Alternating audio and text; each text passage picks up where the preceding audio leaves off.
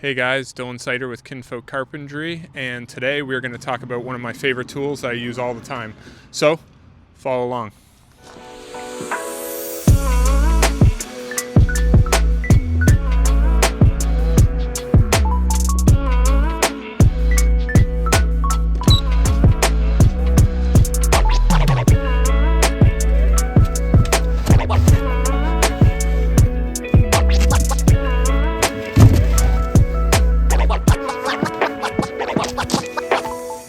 This is the Milwaukee M12 detail sander, and I love this thing so much. It's the best. So these are the three different types of sanders I use. Obviously, an orbital sander is a must. I use it for a lot of prep work, sanding plywood or big flat stock to get things smooth. Prepping for paint, that is a sander that comes in very handy. The belt sander, which is relatively new to my repertoire. I've always owned one, but I recently invested in a cordless one, and I use that one a lot for scribing, which is something that's kind of new to me, which I really like. And obviously the sander we're going to talk about today, which the reason this is so handy and why neither of these tools can do what this does is because of mostly visibility. It's such a small footprint and you can always see right down to the tip of where you're sanding.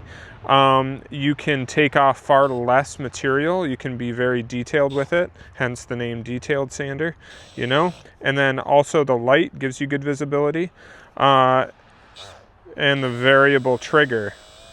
You can kind of choose and decide how much you want to take off.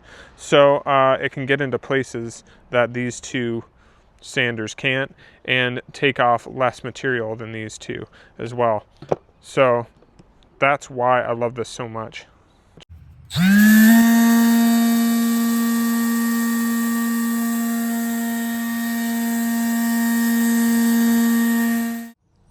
Let's go over basic operation. Obviously the trigger here, and this is a trigger lock, so you press it in, that'll hold it on for you if your hand's getting tired and you got a lot of sanding to do, to just keep it on.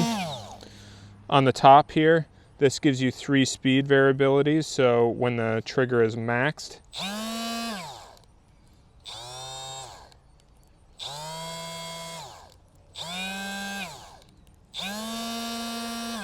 so basically a high, medium, and low, and then right here is your battery indicator to show how much battery you have left.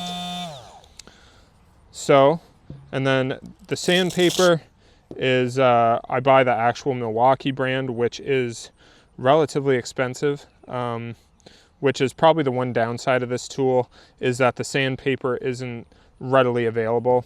I don't even think you can walk into Home Depot and buy a package of these. So usually when I'm at a specialty tool store, I kind of load up and buy a few different grits so that I have them on hand, or order them from Amazon. And then the sandpaper, which I thought is kind of nice, comes with a secondary pad, and you can get these in different thicknesses, which I really like, and I'll tell you why in a minute. But this sticks to the actual tool, which I really like, because it keeps you from having to replace these pads all the time, which get worn out. So if you do put this paper right on here, you're going to put more wear and tear on the actual tool, which you can buy a replacement pad and you just swap it out with this Allen key. But these little pads here kind of save this pad from getting worn down. So that's a cool cool little feature when you buy sandpaper, that they give you these in every pack, which is really nice. So essentially the sole reason I bought this sander is I had a paint job coming up where I was a little bit slow on work. I'm not usually a painter, but I had to paint all the trim on a main floor of a house, all the doors, and I knew I had to scuff sand everything before I painted all the trim. So I bought this, and it comes with a thicker pad. It's probably about that thick, and it kind of conforms to trim a little bit, so you can sand detailed stuff with a profile. And all I did is I wanted to scuff it before I painted it so that the paint would adhere better. And, you know, buying this tool, it saved me a ton of time trying to hand sand with like a block to sand all the trim down before I painted. And so that's why I originally bought this. But as a trim carpenter and a remodeler, this thing has come in so handy sanding trim down. And, you know, it takes away that monotonous task that you just hate doing. You know what I mean? I love to build stuff. I don't like to sand. No one ever said they like to sand, you know? So if it can speed up a annoying process, I mean, it's worth its money for sure. So that's why I originally bought this, but I use it for all kinds of stuff.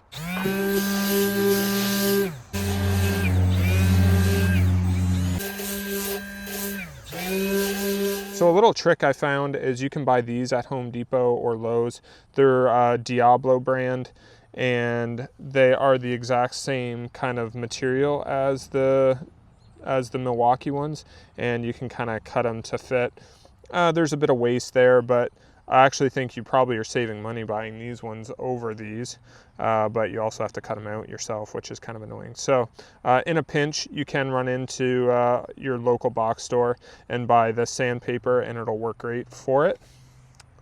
So I'm not doing any trim at my job right now, so just for the sake of this review, you know, I just wanted to show you how easily you can kind of see what you're doing when you're sanding a miter out and how well it fits onto trim. You know, you can go ever so lightly so you're not sanding too much or too little. And that's why I like it so much, because you can just kind of be very careful at what you're sanding, or even just your filler. You know, if you don't want to take the profile at all, you just want to take a little bit of your filler off. Look at that. So this would also be a great tool for painters, in my opinion. In looking up some of the specs with this tool, I was reading some of the reviews on like Home Depot's website and some of the questions people were asking. And one of the big questions was, why would I buy this over using an oscillating tool? So you can get sanding pads for these that are a triangle, and they are handy. They work great. But the big difference, I mean, for me, number one is sound. These things are stupidly loud, which, you know, I think an oscillating tool is one of the worst sounds on a job site. So you'd be dealing with the sound, and also these things are just meant to go like this, whereas these actually have a designed sanding motion. You know, these are designed to sand. This does have a variable speed, so I will say that you can variate how much you want to use it, but this being designed for sanding, it is much more quiet, so it's much more efficient for sanding, because that's what it's designed for. So the big question between these two, yeah, I would say that's kind of like the poor man's detail sander, and will work and do the trick, and I've done it before, and I own a sanding pad for it, but I would say this is by far a way better tool for the purpose it's designed for. So you can find these guys on sale for like $140, $130 sometimes, or around the holidays, you know, in a package deal where they say get a tool, get a battery free. But right now, regular price, this is $159 bare tool and $249 with a 4 amp hour battery and charger.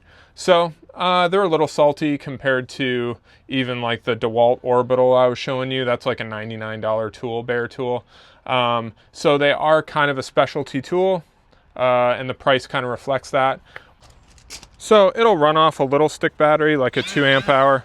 I think a good rule of thumb is whatever they decide to sell it with, so whether a 4 amp hour or a 2 amp hour, that's usually what I would think is the suggested battery type to put in it. So they sell this with a 4 amp hour battery from Home Depot, so that's what I would probably suggest using it with.